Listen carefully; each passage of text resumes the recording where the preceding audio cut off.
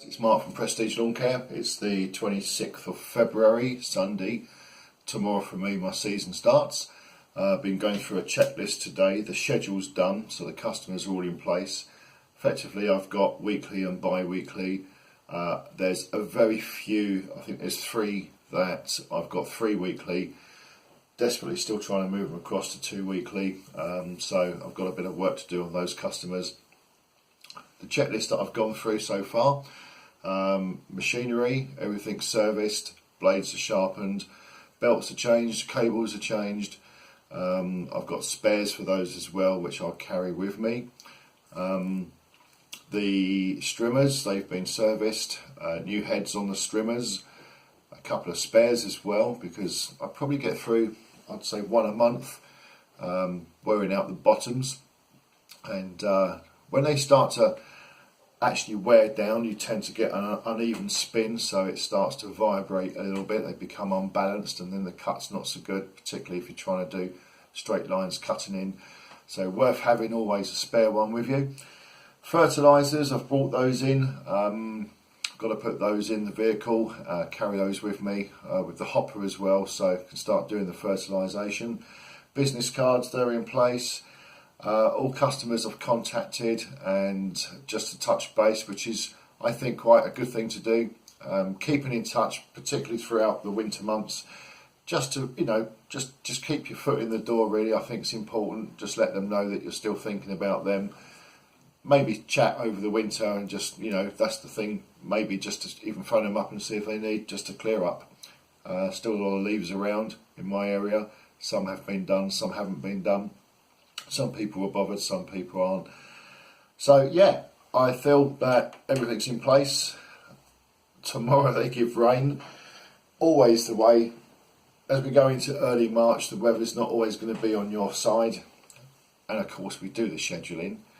We try and get that all fitted in, and then the rain moves things around. In my first year, going back a number of years, it was always difficult, and I used to wonder how to reschedule on a rainy day. So I'm going to run through how I do it, and it'd be really interesting if some of you guys could comment below and talk about maybe how you do it. For me, I've tried various different ways in the past. If you've got X amount of cuts on a Monday and you get a rain out, and you've got the same amount of cuts to do on the Tuesday, you're not going to get Mondays and Tuesdays all complete.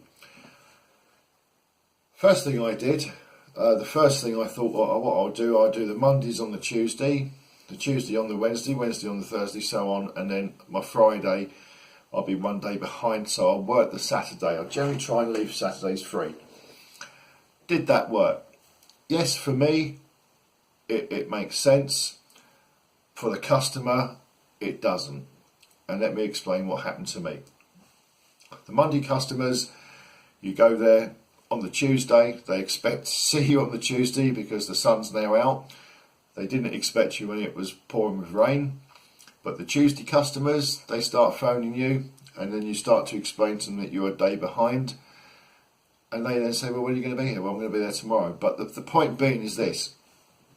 Every single one of my customers will pick the phone up if you're not there on the day that you're scheduled for. And if the sun's out, you've then got to say Thursday, and you're doing Wednesdays, and Wednesday was sunny, and when they phone you on the Wednesday late afternoon to say, well, where are you? You're a day late, or you might be now 2 days of sun, and then you get to them, and they can't work out why you're late. So I've just found it just meant the phone rang a lot, and of course if you're wearing ear mufflers, machinery running, you're not always going to hear the phone, and you finish a job and you go and you've got 4 missed calls. The time spent in trying to then just phone everybody and say, no, I haven't forgotten you, I will be there. If you get another rain out day, God blimey, it just really becomes very difficult. So what do? First thing I do is I phone everybody on the Monday, and I let them know that I will be there. Explain to them on the phone and say, okay, if I've got 9 cuts on a Monday, I've got 9 customers to phone to say it's not going to happen tomorrow. It will be over, say, tomorrow and Wednesday. So I'll spread Monday's work over 2 days and blend that into my existing schedule. try and recover what I can. A lot of the customers I explain I will be there sometime that week. But of course, if it's a weekly cut and you've missed the Monday cut, you need to get that cut really done on that Tuesday, if not the Wednesday morning. Otherwise, you're too late in the week. You've then got to say, well, do you know what? It's not worth cutting. Go back the following Monday and do a cut. You've got a rain out day. It's cost you money.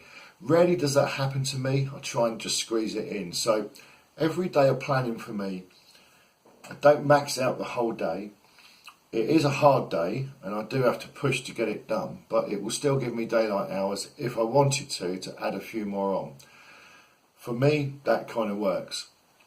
2 rain out days, now you've got to really be clever. And that's where my Saturday comes into play. So I generally will phone most of my customers and I'll move them around, let them know. When customers get used to you, they kind of understand that a little bit more. But the newer ones, you've got to hold their hands and you've got to just keep that connection, communicate, make sure they're aware of the situation and how the scheduling is working. I see it as absolutely essential because people don't understand. And if they see you down the road cutting someone else's lawn and theirs hasn't been cut, they feel grieved that you've not yet cut their lawn. It's like, well, what's wrong with my lawn? So that communication, absolutely vital. But yeah, please let me know how you cope. It's a subject that I find quite fascinating. I've spoken to people in the past on how they schedule and how they get round rain out days. And I'm looking to not lose money. I'm looking to make sure that every week, by the end of that week, I've completed my schedule and that I'm able to go back and do those weekly cuts the following week. Bi-weeklies, I think there's your key. If you've got bi-weeklies and who hasn't, then we work those and blend those into the day. So my Monday, I'll have what I call a Monday week 1. So Monday week 1 to me will be obviously my weeklies. And then if I've got, say, 4 bi-weeklies, I'll add 2 in. And then Monday, the following week, will be what I call Monday week 2. And I'll have my weeklies, and I'll have the other 2 maybe built in from the bi-weeklies that I didn't do the week before, if that kind of makes sense. So it's on a bit of a larger scale than that, but for me it works. So I'm now just about to go and pick the van up. You might recall from a previous post that I've put the trailer has actually been sold. I've sold the trailer, I've got the car to sell because I just won't use it. I've bought myself a high top long wheelbase Transit. I've put the racking in the back. For me it's security and for me a lot better really all round. So that's got to go down to the graphics company and have the graphics done. I'm just about to go and take that. And what I'll do, I won't post this one just yet. I'll wait until I've gone and picked the van up and then I'll tap a bit onto the end of this and show you what the van looks like with the graphics. So be right back. Stay where you are. Watch this. On my way back, boy, they say you've got to spend money to make money, right? Isn't that just true? I've had the van graphicked up, sign written, some pretty pictures, and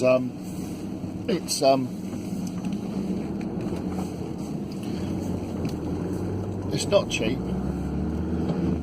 For what I spent out, I could have probably, well actually I could have definitely gone out and bought myself a nice BR600 backpack blower, a steel multi-tool. The one that I use at the moment is a Chinese equivalent. Does the job, but I'd imagine the steel's a lot more sturdier. You get what you pay for. So yeah, you've got to spend it to make it. Someone said to me the other day, why do you need to advertise?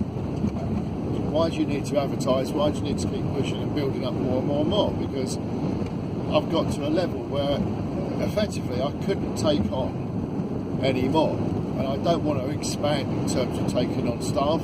I love the solo aspect of it. Watch Johnny Moe, I mean, he's experienced it. He loves being solo. I love being solo. So, yeah, it's not worth me taking on somebody. So why do I need to advertise? For me, I love cherry picking aspect of what I do. And if you're starting off in lawn care, you won't be able to do this. It takes a little time before you've built a base of customers up. So what would I do if I had a customer phone me today and they said, look, can you come give me a quote on the lawn?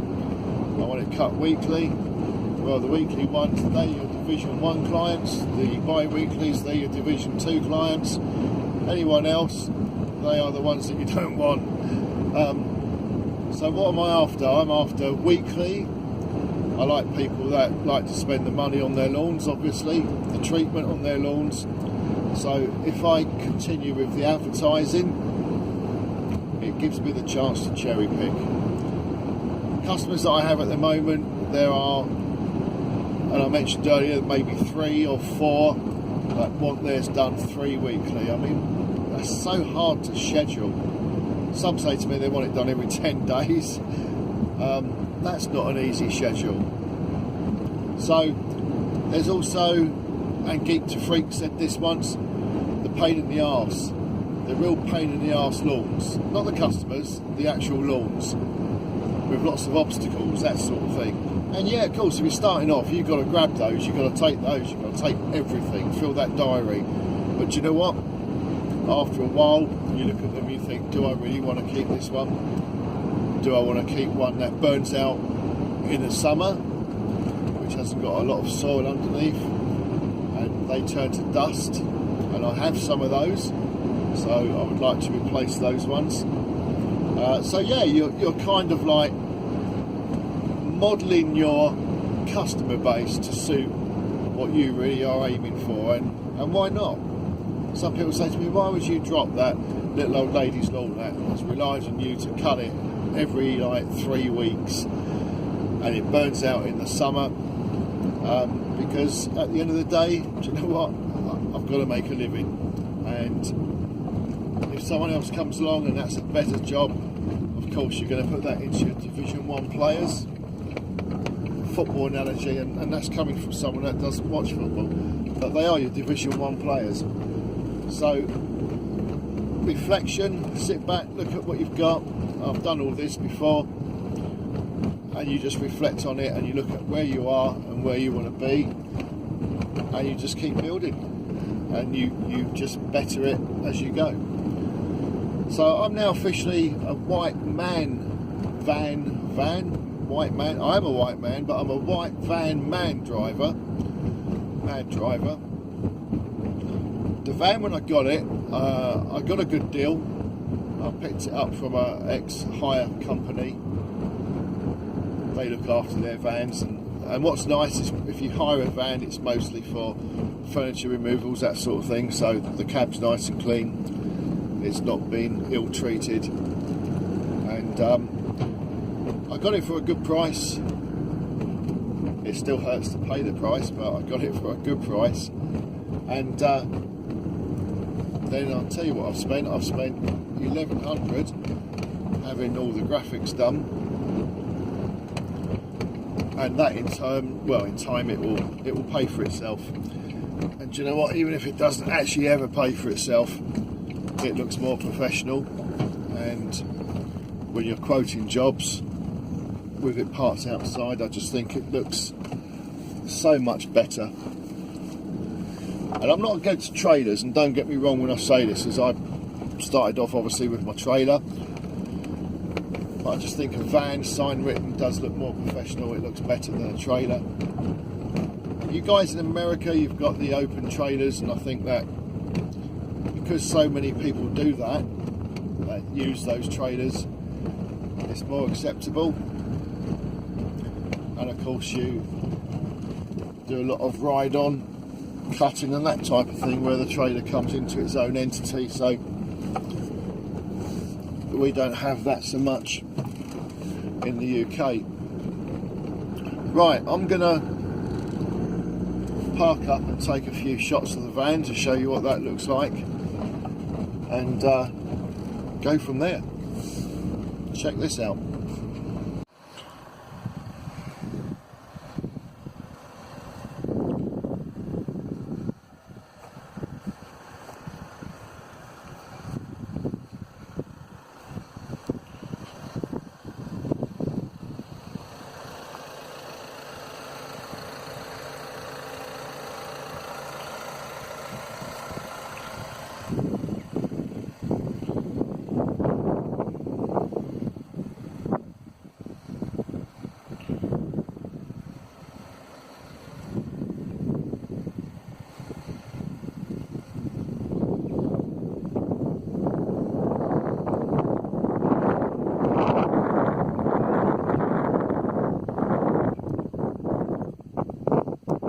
So there we are, guys. There's the mobile billboard. It's I'm really chuffed with it actually, and yeah, it was expensive. I think that's no different to the going rate. It's just a large expense to have. Hopefully it's just the once, and you put your money into these things, and hopefully you get the returns. The other additional aspect of having the van over and above a trader, apart from the security, is that everything's out of the elements. So that's another bonus as well. There's been times when I've been caught in the rain, and both the mowers and strimmers and everything gets a really good washing off in the rain. Not that it hurts them, I mean I jet wash them anyway, but it's just nice to have them inside. And the bonus of that is obviously the security, as I've said before. So there we go, it's all good, apart from the weather. It's really cloudy, really windy. Just looking at the reports, they're giving rain most of the week.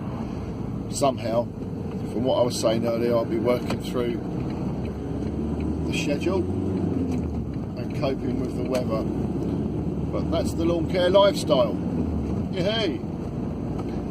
So that's enough from me. I'm going to just waffle if I carry on. I like to waffle anyway, but I'm sure you can do other things. But if you haven't subscribed, please do. And comments below on the scheduling side of things. I'd be really keen to see how you guys master that, what your experiences are, and different methods that you've tried. So please, I do invite those comments, questions, anything like that at all, welcome it. Thank you to everybody that has subscribed. It's quite a new channel. I've not been doing this long, and it is growing slowly.